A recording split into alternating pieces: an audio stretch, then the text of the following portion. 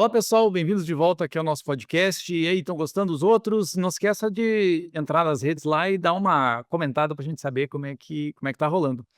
Dessa vez a gente vai falar sobre o uso da IA na pesquisa em engenharia de software, com o Leonardo, o Matheus e o Rafael.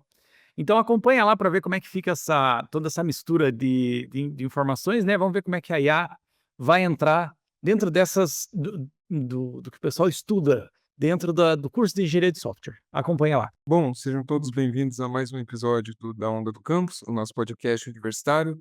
Hoje eu estou com três convidados especiais aqui, o Rafa, o Leonardo e o Matheus, e hoje a gente vai conversar sobre mineração de dados, o uso da inteligência artificial e do cartão virtual que eles fizeram a pesquisa durante o curso deles. Então eu vou pedir que vocês se apresentem, falem um pouquinho em que curso que vocês estão cursando, né? Em que período vocês estão e também esses processos, né? Para a gente começar a conversar sobre cada projeto, para a gente entender melhor como é que foram esses processos, né, de vocês.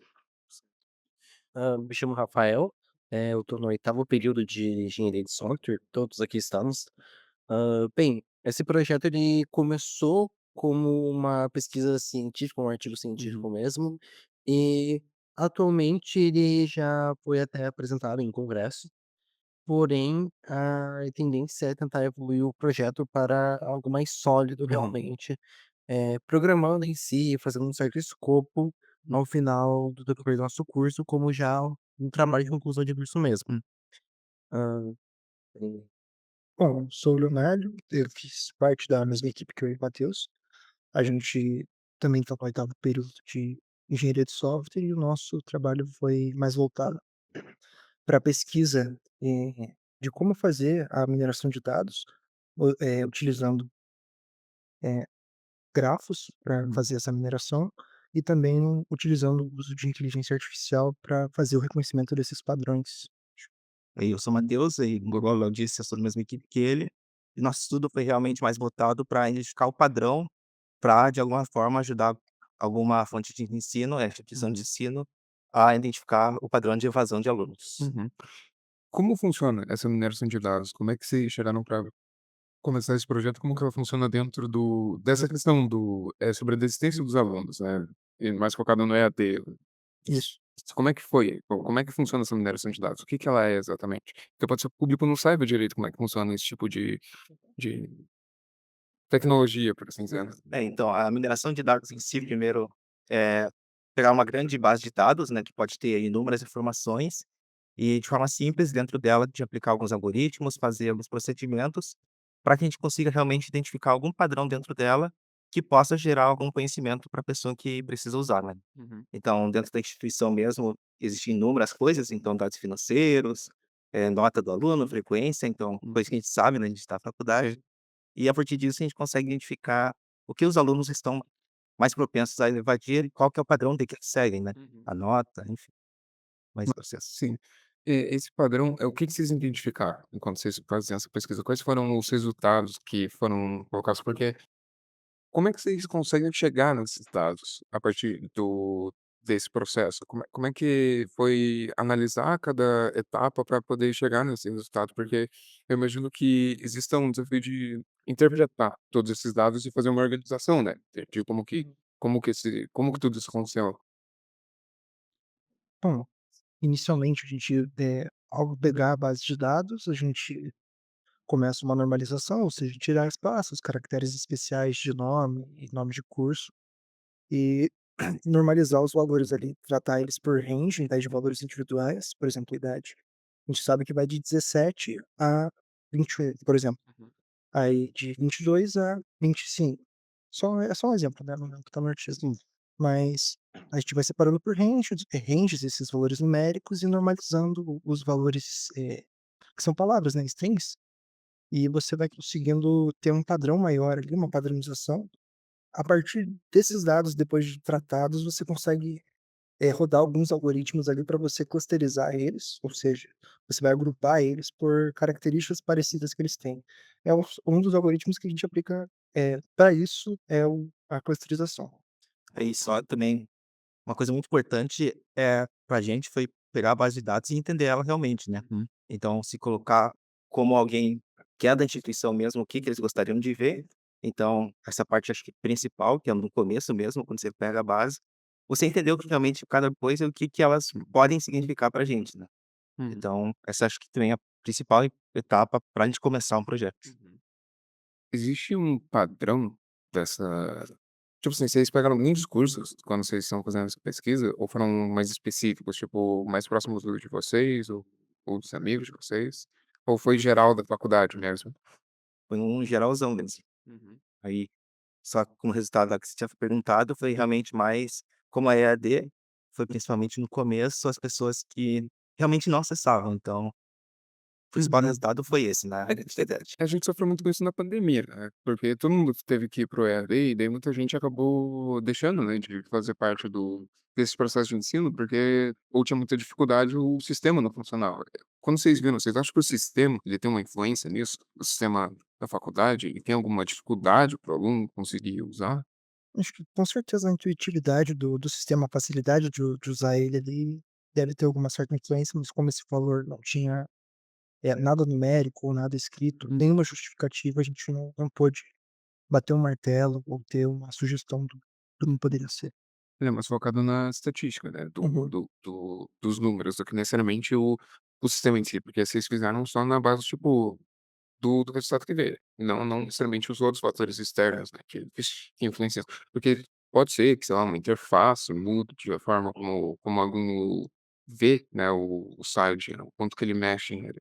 Mas eu não sei se vocês focam o foco de vocês hoje é aprimorar isso para ser aplicado. Tipo, a faculdade ela pode usar já esse estudo para poder entender a existência, para os professores poderem ir atrás de manter o aluno, né, para ele não poder desistir. É, sim, parte da interface realmente importa, tá. Eh, e com essa pesquisa a gente consegue aprimorar mais ainda, hoje a gente foi para uma instituição específica, né, dados anonimizados. A faculdade em si poderia utilizar já esse resultado, né. O ideal seria fazer um pouco mais de detalhamento para a faculdade usar, mas a faculdade em si, a instituição, poderia utilizar isso para fomentar alguma ideia que ele já tem, né. Então, por exemplo, a interface, a gente poderia dar esse resultado de que foi a atividade e dar uma alternativa para eles, que poderia realmente ser isso. Pode ser que a grade não seja, agradável, alguma outra Uhum. coisa, mas a gente pode fornecer a eles essa informação, né. E como que muitas pessoas no começo são impactadas, então pode ser que um dos resultados seja realmente a plataforma. Sim, quando vocês fizeram a pesquisa, vocês tiveram alguma dificuldade? E pode ser para a sua também, não só a deles em específico. Teve alguma dificuldade maior durante a pesquisa? Bem, é uma dificuldade pela pesquisa, assim, na minha, principalmente, foi mais em recolher informação, né. Uhum. Tanto que falando em informação, até eu acho que é bom dar um adendo sobre isso, que a gente falou muito em base de dados aqui, Uhum. só que o que que é base de dados, né? As pessoas elas podem não ter um conhecimento do porquê que é importante uma base de dados. Um dado solto, ele não é algo que seja importante para você. Por causa que ele é uma informação que não é útil para você, a não ser que você esteja correlacionado. Uhum. Tanto que é por isso que quando a gente fala base de dados relacional, porque elas se relacionam entre si e geram uma informação útil. Bem, então essa que é a importância do que a gente fala em dados, e juntar eles é interessante, porque a gente pode juntar muito dado solto, né. Uhum. Na minha pesquisa mesmo, ela iniciou como o início de um cartão virtual, que a gente ia fazer para cartão transporte, ele externou para educação. E a gente tinha muita coisa solta, muita coisa solta.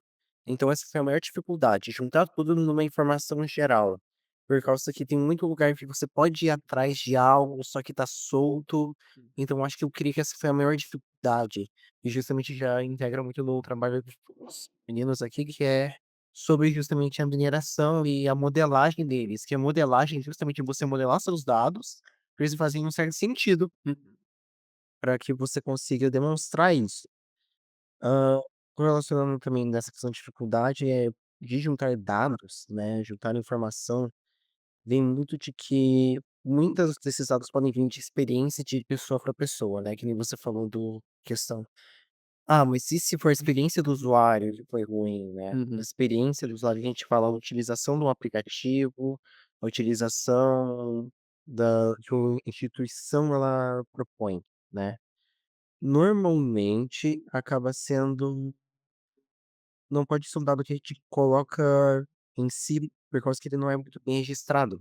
Experiência não é algo que eu posso registrar de cada pessoa, a não ser por um formulário. Uhum. A não ser que eu abra, por exemplo, um formulário e fale: "Aqui, eu quero saber a sua experiência, como é que foi a sua avaliação perante isso", para poder haver uma melhora. Uhum. Como problema, acho que também, igual o Rafael falou, uma das coisas é começar. Uhum. Começar a pesquisa, você ter a ideia, você mudar a ideia no meio. E outra coisa que ele falou também que é muito importante é você realmente se imaginar no lugar da pessoa, de quem você está, do que você está pesquisando, para entender realmente o mundo dessa ideia, né? Até você conseguir encontrar um caminho que faz sentido seguir. Você entender o que você está fazendo. Sim, sim. Essa pesquisa vocês fizeram a partir de algum formulário específico que vocês mandaram para as pessoas?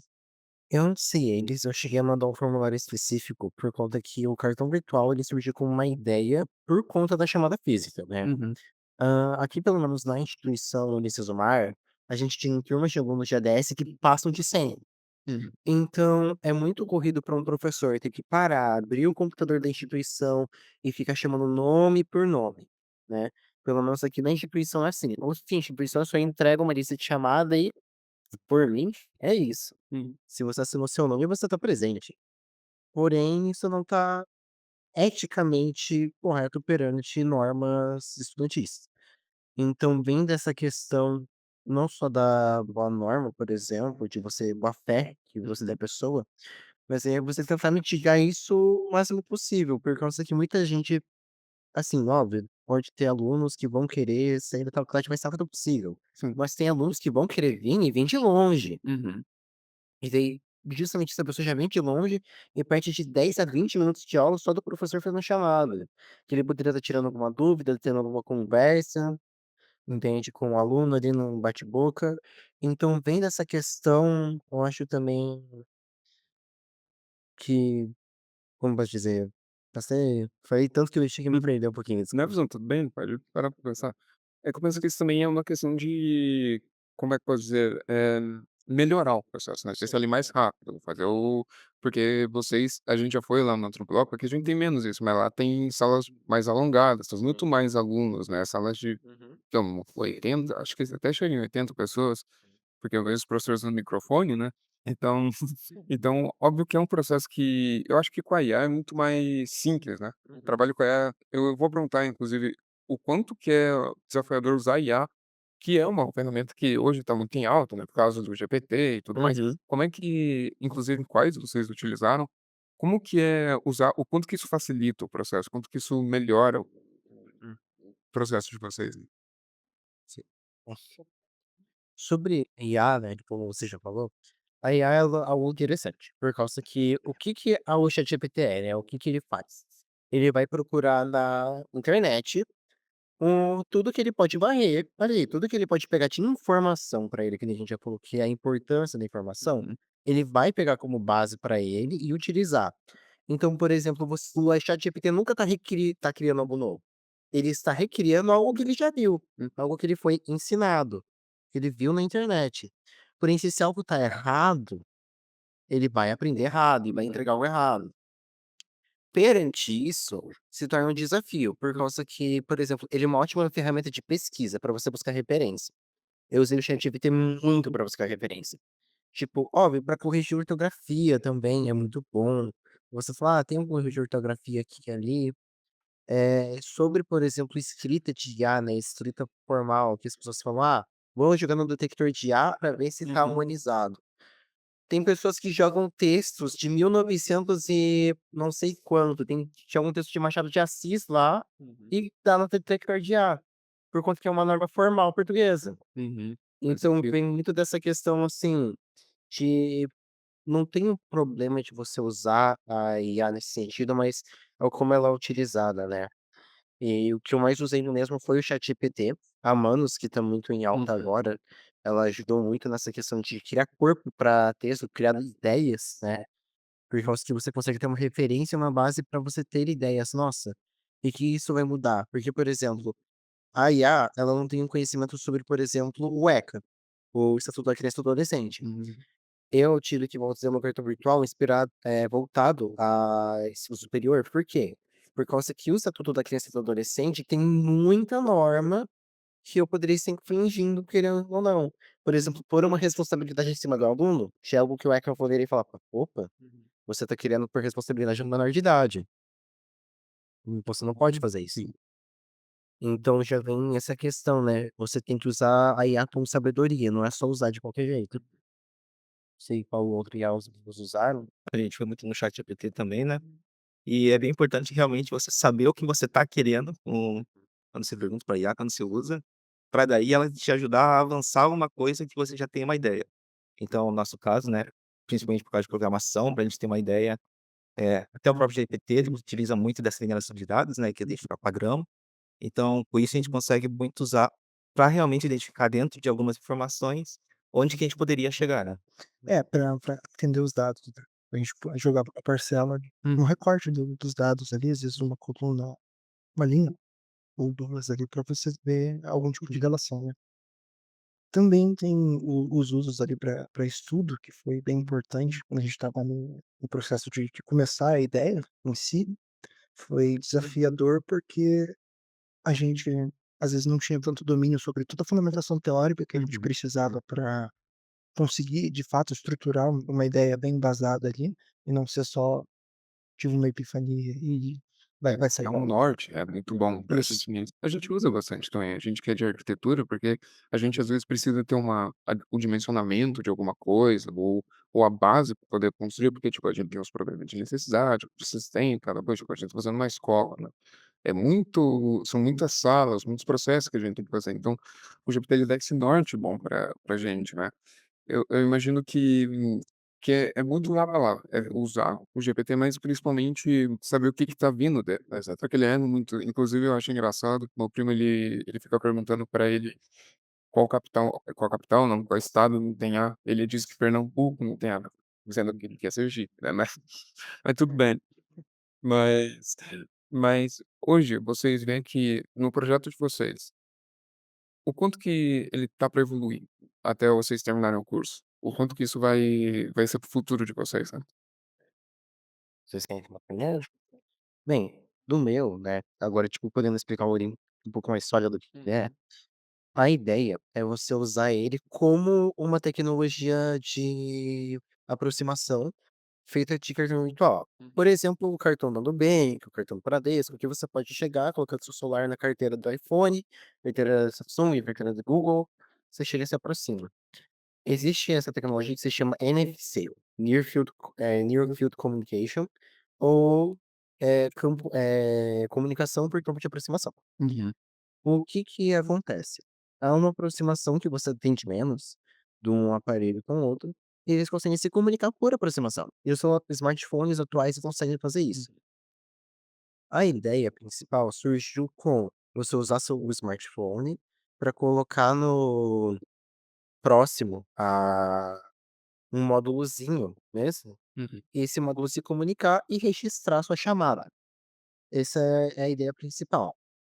Ela foi evoluindo muito a questão do tempo, por exemplo, da gente pensar, ok, para qual tipo de público vai ser, por causa que, por exemplo, o celular foi proibido em instituições de ensino médio e ensino fundamental. Hã, fora, tipo, pessoas que não têm dinheiro para quebrou meu celular e eu não posso comprar um novo agora. Você pode retirar um cartão físico da instituição. Faz sentido. O sistema ele ser integrado com a própria instituição, essa é a maior questão, né. O nosso sistema, pelo menos do meu, ele é muito uma base. Você fazer uma base sólida de, ok, existe esse cartão que ele pode se comunicar e fazer registro em chamada. Porém, ele tem que ser integrado no sistema da universidade e também no registro que a universidade faz. Por exemplo, o Unicesumar usa o RA, né, registro acadêmico, e a sua senha. Obviamente, por exemplo, ele já substituiria também a carteirinha de estudante. Então ele já poderia substituir muitas outras coisas em uma só, e você pode utilizar ali, tipo, virtualmente, né? É algo até melhor, porque, por exemplo, qual que é a ideia? Você chega, vamos dizer que, vamos dizer que no quadro tem uma luzinha, você se aproxima, você coloca o seu celular perto, registrou a primeira chamada. Pronto. Depois disso você tem que bater de novo, como se você bater um ponto que sai a vida. Então, por isso a gente até criou um termo, né, chamado chamada paradoxal, que é, por exemplo, a chamada ela existe até o momento que você vai bater para ir embora. Uhum. Porque o que a gente pensou, ter 3 batidas, né, tipo, uma das primeiras 2, esse meio que tem entre as 2 o intervalo, né, Uhum. e a volta do intervalo e a saída em si. E a gente tem uma chamada meio que é um paradoxo se ela existe ou não, né. Uhum. E com isso a gente conseguiu criar um sistema que funcionasse para se o aluno for embora mais cedo, a chamada não registrada. Uhum. Bem, com essa evolução dos temas em si, a gente conseguiu pegar muito dessa questão ética, por exemplo, sobre o que pode ser certo ou não, e a gente conseguiu só se integrar no sistema, né, sem, tipo, colocar essa questão de ética que pode ser muito pesada para um sistema acadêmico.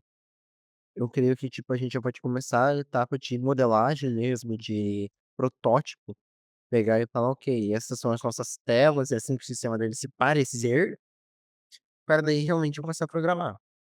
Daí eu imagino que essa ideia pelo menos dê para você programar e vender ela, né, tipo, não só colocar em uma instituição de ensino, mas como desenvolver para várias instituições de ensino. Hum, E nossa parte, o nosso trabalho já foi um resultado mais generalizado, né, então já tinha as informações de uma instituição. E enquanto a gente está na faculdade, a gente consegue progredir esse trabalho justamente para ser mais específico. Então, igual você falou no começo, se for mais cursos mais específicos, se for eh, a área de exatas, por exemplo, muda algum padrão, então a gente consegue voltar esse trabalho para isso. E também a partir disso a gente tem uma base para fazer estudos em qualquer outra área depois, né? Então, por enquanto, essa é a ideia, progredir nessa ideia e depois abranger, né? Sem contar toda a interface gráfica que por enquanto a gente não tem, Uhum.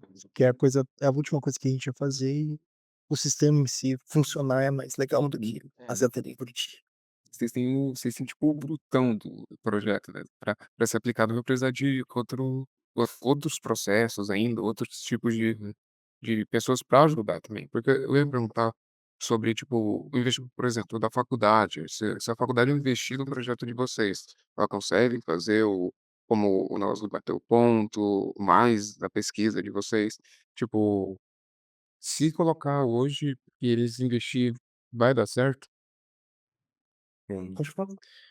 Eu imagino que, assim, a gente já pensou até numa adaptação, para tipo, ter uma semana de adaptação, assim, pra, tipo, ver como é que o sistema funcionaria. Porque, assim, obviamente, nessa aposta teria toda a questão de programação do sistema, né.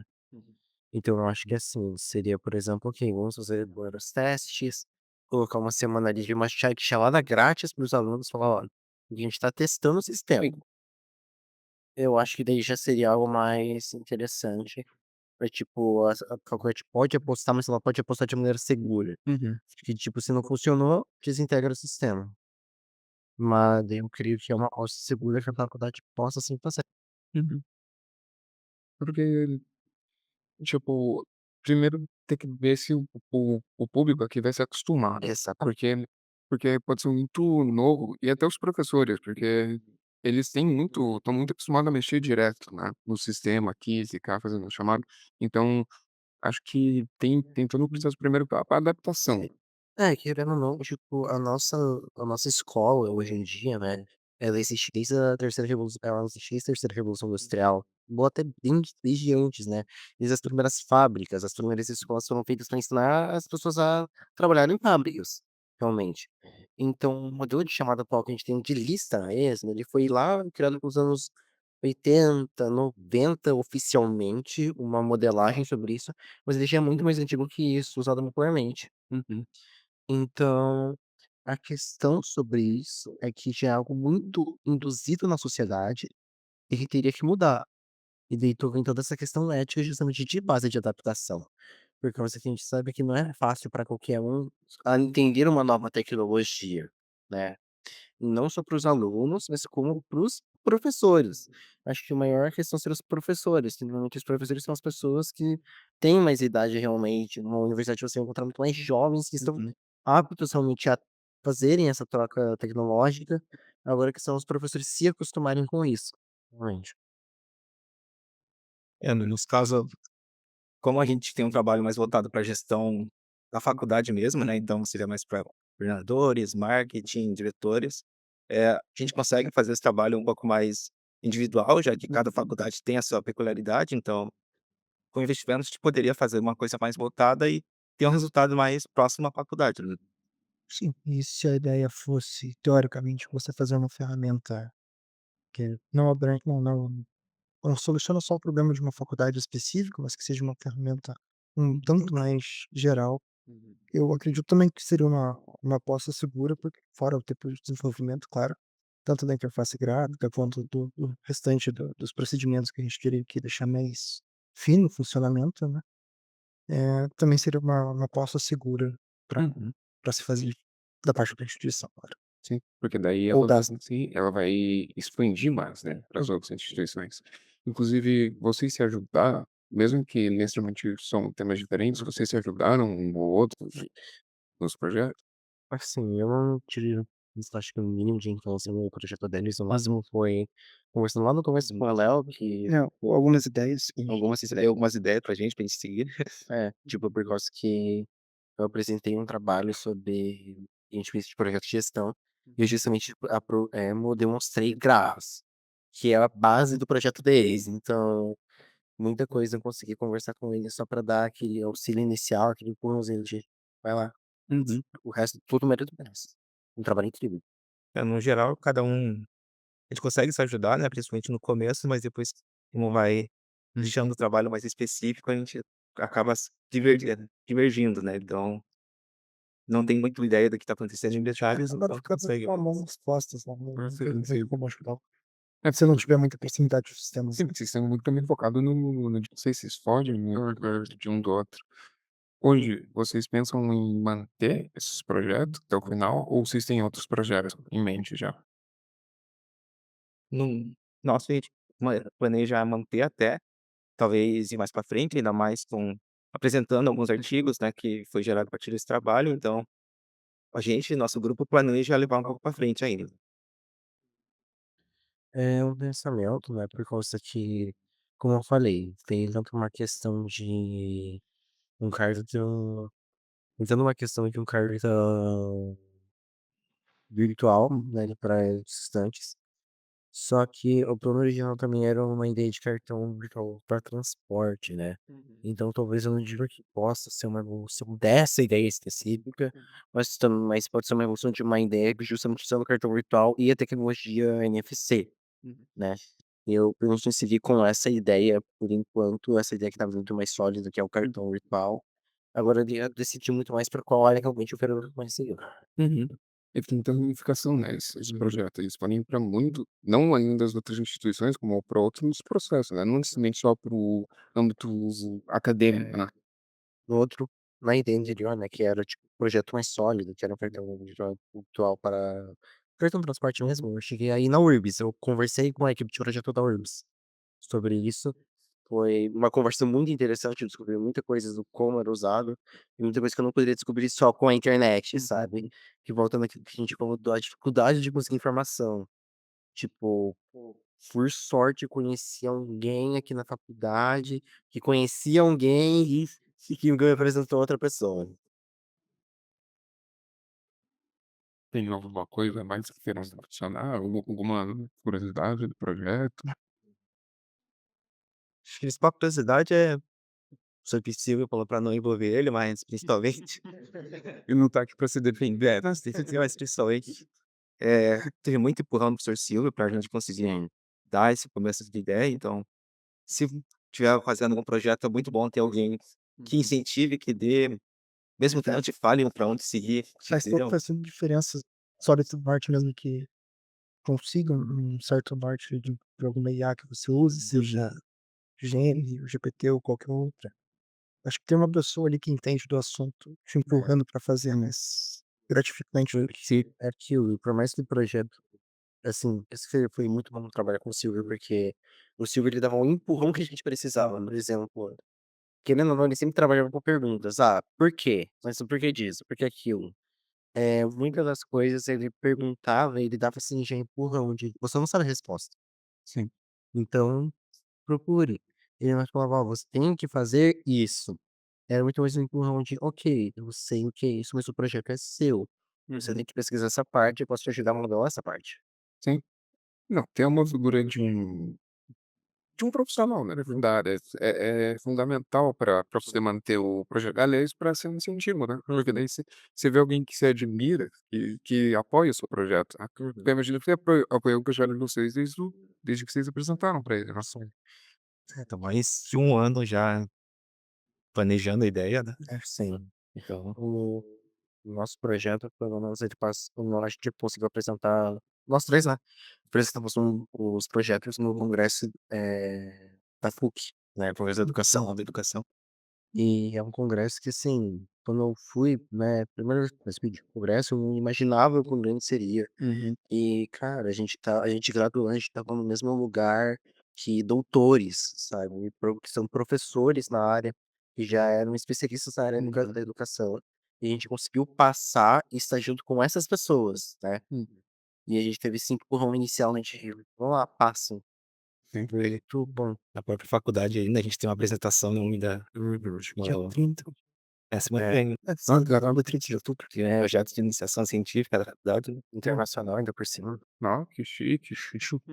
Tem essa apresentação ainda até o final do ano, então Não, só evoluindo do congresso da PUC, então uma questão mais internacional, então, ó, é genial o negócio, o projeto de vocês. Eu agradeço muito a presença de vocês, a gente tá para gravar esse que bom que a gente conseguiu esse episódio, porque a gente queria conversar com vocês dessas engenharias, porque é importante, a gente quer trazer mais para o podcast, então obrigado pela presença de cada um. A gente ficou muito feliz, de verdade. E se quiserem se despedir, falar alguma coisa a mais, estão liberados. eu agradeço pelo espaço, né, é legal falar do nosso trabalho, né, mas quanto tempo levou, cada noite sem dormir, né, eu agradeço pelo espaço, vocês foi uma boa entrevista, né. Foi. É, realmente bom poder falar sobre isso depois de todas as crises de ansiedade que eu passei com aquilo. Mas é gratificante saber que o projeto é reconhecido, que as pessoas estão indo atrás, ainda mais para falar com a gente, ainda mais o pessoal que está assistindo. É bom saber disso, por causa que às vezes você acha que seu trabalho não vai ser reconhecido, você começa falando: "Ah, por que que eu tô fazendo isso? Pra quê?". E quando você vê, caraca, as pessoas sabem o que que eu tô fazendo. Então é realmente gratificante. O principal conselho que eu posso dar é tomem bastante banho, porque o princípio da ideia nasceu num banho. Essa é verdade. Tá certo. Tchau, pessoal, até a próxima. Tchau. Olá, pessoal, obrigado por acompanhar esse episódio até agora. Fico muito feliz e todos nós da equipe ficamos muito felizes por você estar acompanhando aqui.